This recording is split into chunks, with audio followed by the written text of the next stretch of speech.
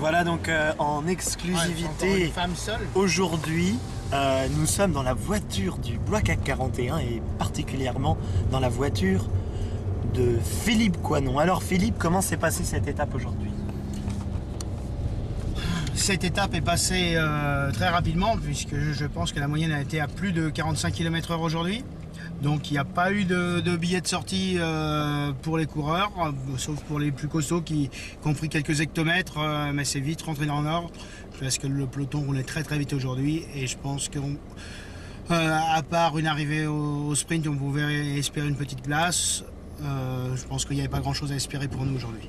D'accord, et bien écoute, merci. Alors je vais te parler maintenant d'autre chose. J'ai vu sur la course du Tour du Loir-et-Cher aujourd'hui dans le public Nicolas Lotte. Est-ce qu'il revient bientôt dans l'équipe du Blois CAC 41? Donc Nicolas apparemment a recommencé l'entraînement depuis 3 semaines maintenant. Il va se consacrer qu'au vélo. Il se consacre au vélo depuis la semaine dernière. Bon, ce week-end, on y a fait faire un petit intermède pour qu'ils reviennent prendre contact avec les coureurs du Blois CAC 41. Mais je pense qu'il va revenir à son meilleur niveau d'ici quelques semaines, voire peut-être même que 2 ou 3 semaines.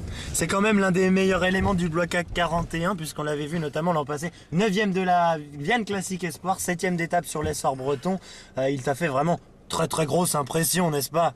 Tout à fait, il m'a fait grosse impression, surtout au stage cet hiver. Je sentais de près, il avait roulé, il montait l'école avec une aisance toute particulière.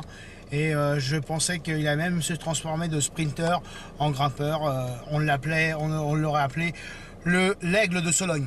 L'aigle de Sologne, eh bien écoute, merci Fifi. Je vais t'appeler Fifi puisque maintenant on se connaît plutôt pas mal. Eh bien écoute, je te remercie encore et je vous donne rendez-vous pour de nouvelles aventures toujours dans les coulisses du Blois CAC 41. Merci et à très bientôt pour ce Tour du Loir-et-Cher qui aura été forcé de constater vraiment très intense et vraiment